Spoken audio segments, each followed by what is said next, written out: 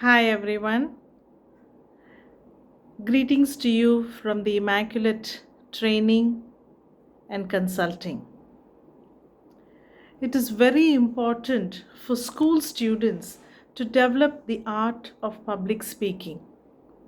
Now, when you say public speaking for kids, it doesn't mean that kids have to stand on a stage and deliver topics that would run for 40 to 45 minutes.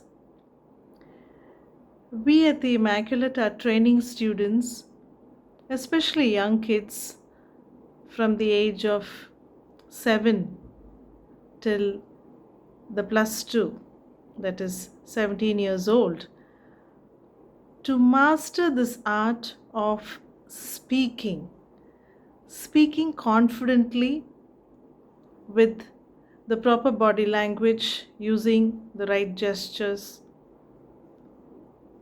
gaining confidence to speak for few minutes, for example 2 minutes or 3 minutes, and in this we train them to use the appropriate grammar,